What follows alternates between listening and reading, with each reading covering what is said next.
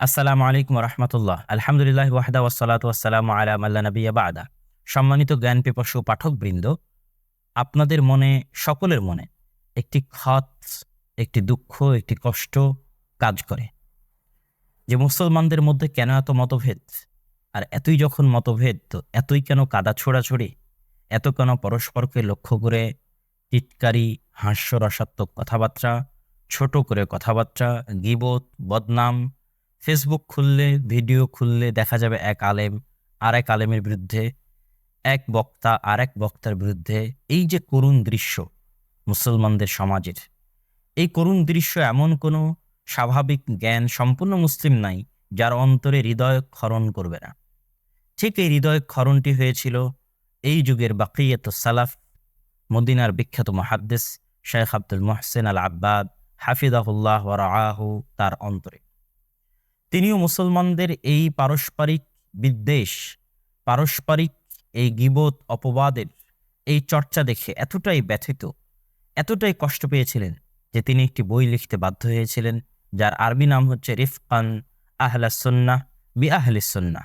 হে আহলুস সুন্নাহর অনুসারীরা, হে রাসূল সাল্লাল্লাহু আলাইহি ওয়াসাল্লামের হাদিস এবং সুন্নাতের অনুসরণকারী, যারা নিজেদেরকে হকের উপর রয়েছে মর্মে দাবি করো, তারা আর এক আহলুস সুন্নাহর প্রতি দয়া করো, নম্র হও, অনুগ্রহ করো, ভদ্র আচরণ করো।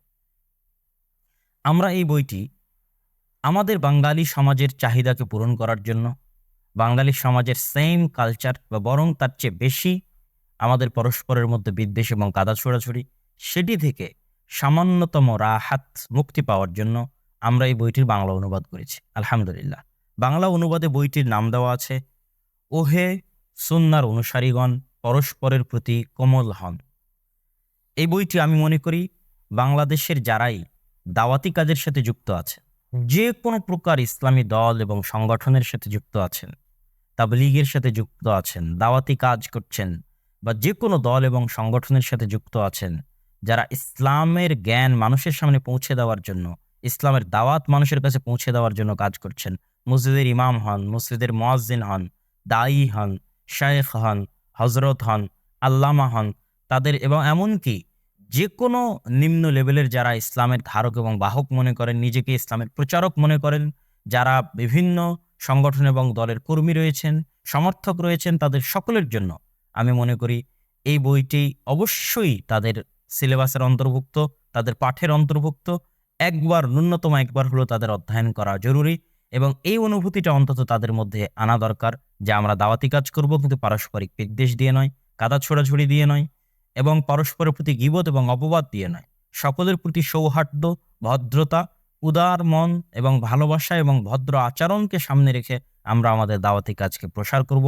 যেমনটি আমাদের নবী মুহাম্মদ সাল্লাল্লাহু আলাইহি ওয়াসাল্লামের বৈশিষ্ট্য ছিল, তিনি যেমন উন্নত আচরণের অধিকারী ছিলেন, যেমন নম্র এবং ভদ্র ব্যবহারের অধিকারী ছিলেন, এবং সকলের সাথে যেমন উন্নত আচরণ, নম্র ভদ্র ব্যবহার করতেন, তারই অনুসরণকারী হিসেবে আমরাও রাসূল সাল্লাল্লাহু আলাইহি ওয়াসাল্লামের উত্তরসূরি হিসেবে সেই ধারাবাহিকতা বজায় রাখবো।